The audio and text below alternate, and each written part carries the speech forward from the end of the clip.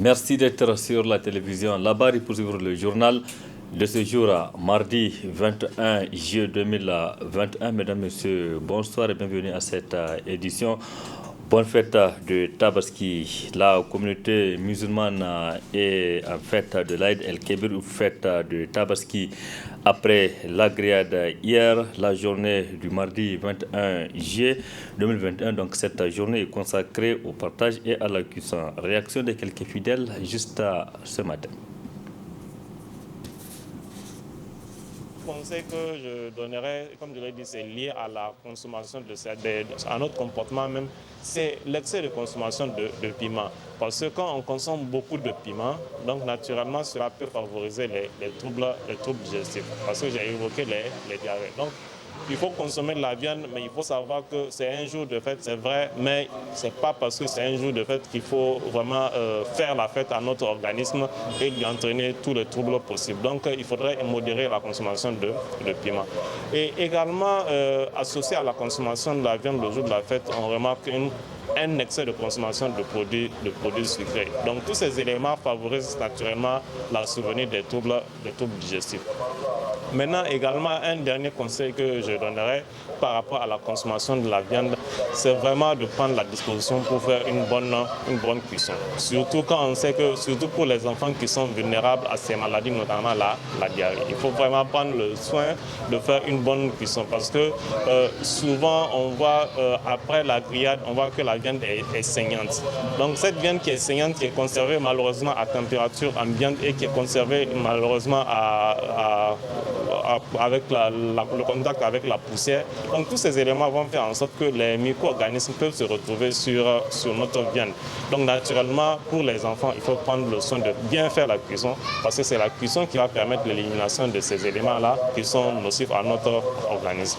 Maintenant, indépendamment de tout ça, il faudrait prendre les dispositions par rapport à tout ce qui concerne l'hygiène des aliments. On sait également que notamment les boyaux sont malheureusement le lieu de stockage des contaminants. Donc les boyaux particulièrement, il faudrait prendre les dispositions de bien faire la cuisson pour éviter tous ces troubles digestifs. Donc c'est essentiellement lié à l'excès de consommation, lié à la consommation de piment et également lié à nos mauvaises pratiques hygiéniques. C'est tous ces éléments-là qui vont faire en sorte que nous allons avoir des troubles digestifs, notamment de type diarrhée. Vous l'avez constaté, c'était plutôt le conseil du nutritionniste Abdourazak Bello sur quelques comportements à observer pour éviter des troubles digestifs à cette période des fêtes de Tabaski. Un moment de forte consommation de la viande, une consommation abusive qui pourrait provoquer des troubles digestifs comme vous avez suivi avec le nutritionniste Bello qui conseille de consommer donc la viande avec modération. Je le disais, la communauté musulmane fête l'Aïd el-Kébir ou fête de Tabaski ce jour après la grillade hier lundi. La journée de ce mardi est consacrée au partage et à la cuisson. Suivez les réactions de quelques fidèles qui ont partagé une partie de leur viande. Le mouton est partagé en 3 parties.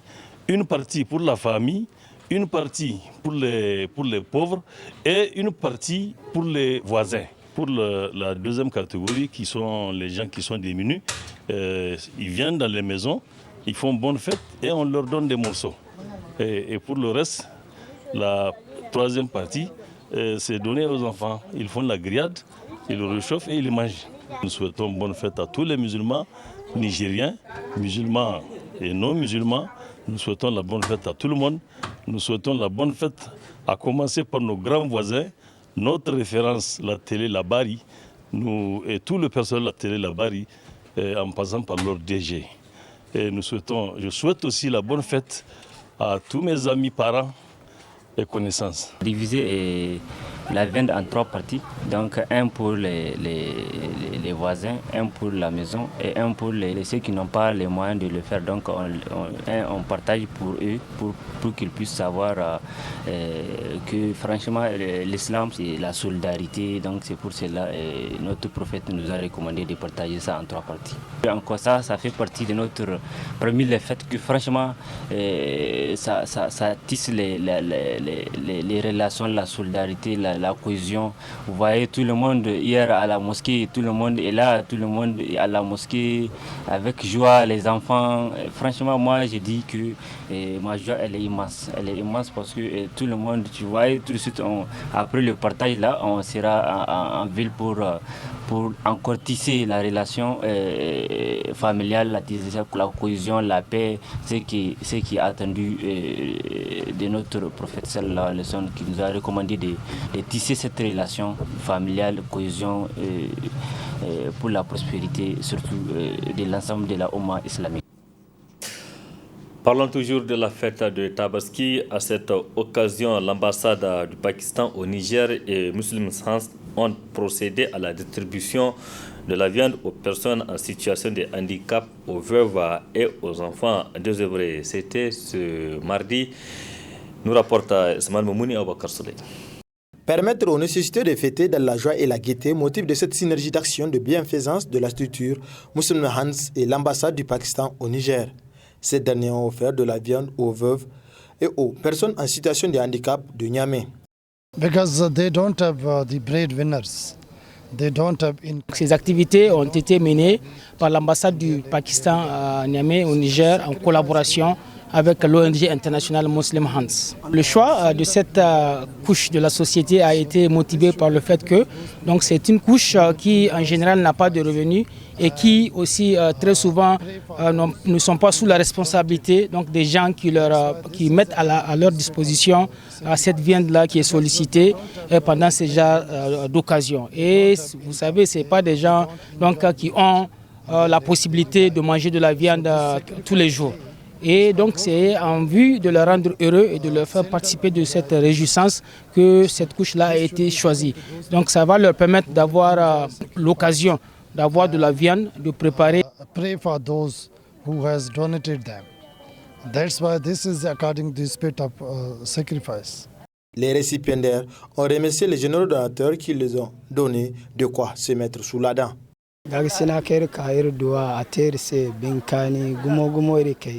Nous remercions ces généreux donateurs qui ont une pensée en nous donnant de la viande à l'occasion de la fête de Tabaski. Nous invitons d'autres bonnes volontés à emboîter le pas à l'ambassade du Pakistan.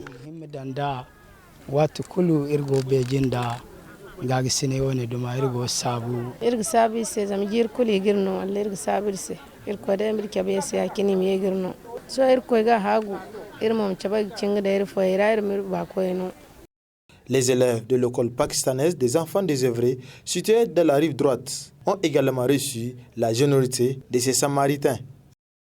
Autre aspect de cette édition, parlons en santé à présent. L'aéroport international Diori Hamani de Niamey a abrité cet après-midi, donc de ce mardi, une cérémonie de réception d'un don de doses de vaccin Johnson & Johnson. C'est un don composé de 151 200 doses de cette marque qui est donc le fruit de la coopération américaine via le système COVAX. Précision Adam Soumana et Halidou Bourema. Après les doses Sinopharm octroyées par la Chine et celles d'AstraZeneca offertes par l'Inde, c'est au tour des États-Unis d'Amérique d'appuyer le Niger dans la lutte contre la Covid-19 par le biais du consortium COVAX à travers un important don de vaccin Johnson & Johnson. La présente cérémonie marque la réception de ce don qui vient à point nommé dans le cadre des efforts du gouvernement nigérien dans le combat contre cette pandémie, comme souligné par l'ensemble des partenaires. Aujourd'hui, 21 juillet 2021, constitue un autre pas franchi dans les efforts du gouvernement du Niger pour accélérer la vaccination de sa population. Avec ce don du gouvernement américain au mécanisme COVAX de plus de 300 000 doses de vaccin Johnson & Johnson, dont 151 200 doses vont être réceptionnées ce jour par le ministre de la Santé publique. Ces vaccins vont permettre de renforcer la disponibilité des stocks en vaccins contre la Covid dans le pays et de diversifier l'offre des vaccins avec désormais 3 types de vaccins Covid-19 disponibles dans le pays, dont celui Johnson & Johnson, qui a un calendrier vaccinal à une seule dose. Mais l'efficacité des vaccins dépend évidemment sur l'efficacité du programme national de vaccination. Et nous saluons les efforts du ministre lui-même de sensibiliser la population nigérienne à la nécessité de se faire vacciner. Monsieur le ministre, je me réjouis d'être aussi aujourd'hui pour un moment important des efforts que le gouvernement nigérien fait pour répondre avec succès à la menace Covid, celui de la réception de ces presque 200 000 de vaccins qui vont permettre à des nouveaux contingents de la population et des personnes à risque ou sans risque de prendre le vaccin et ainsi pouvoir lutter efficacement pour diminuer la transmission et contribuer à réduire les effets et la transmission de la maladie. Le vaccin est destiné à protéger la santé et le bien-être du peuple nigérien et éliminer les obstacles à croissance économique. C'est clair, c'est une obligation humanitaire. C'est clair. Et le partenariat mondial va continuer avec vous, à votre côté, dans la lutte contre la COVID-19, bien sûr. En réceptionnant ce don, le ministre de la Santé publique n'a pas manqué de saluer l'ensemble des membres du consortium COVAX en général et le gouvernement américain en particulier pour cet important appui. Mesdames et messieurs les partenaires, vraiment merci. Merci pour tout l'accompagnement que vous faites pour notre pays. Depuis le démarrage de la mise en œuvre de la vaccination contre cette maladie, vous avez été toujours présents. Aujourd'hui, nous réceptionnons le deuxième appui dans le cadre de la facilité COVAX. Et je peux vous assurer que ces vaccins vont être utilisés à bon escient. Déjà, la première dotation a été totalement utilisée. Dans le cadre de l'AstraZeneca, il nous reste aujourd'hui que moins de 12 000 doses qui sont destinées là également à couvrir la deuxième dose. Pour vous dire, les gens ont commencé à comprendre. A noter que ces doses de vaccin Johnson & Johnson permettront de porter le nombre de Nigériens vaccinés à plus de 500 000 personnes en attendant l'arrivée de la seconde tranche de ce don américain qui est globalement estimé à 300 000 doses. Intéressons-nous à présent à un phénomène qui prend de l'ampleur au niveau de Niamey, la capitale, précisément au niveau des feux optiques. C'est la mendicité. Elle est pratiquée aussi bien par les personnes âgées que par les jeunes de tous les sexes. Certains expliquent les raisons qui ont fait en sorte qu'ils se retrouvent dans cette situation. Reportage de notre stagiaire de l'IFTIC, Ramou Mamansani et Nasser Sedou. Ils sont sur presque tous les carrefours de la capitale de Niamey et ce sont les mendiants venus de plusieurs localités du Niger. La précarité a conduit ces gens à s'adonner à cette pratique comme en attestent ces mendiants. Je me dis car je suis un non-voyant, je n'ai pas de quoi subvenir à mes besoins. Cette pratique, je l'abandonnerai dès que je trouve quelque chose de mieux. Mes enfants sont à l'école. Que vont-ils devenir si je n'ai pas les moyens?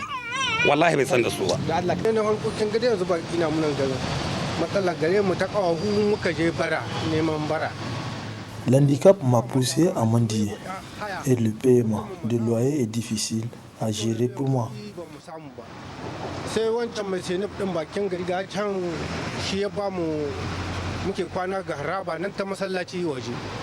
L'infirmité n'est pas une fatalité, chose qu'a compris ces handicapés à travers la pratique des activités génératrices de revenus.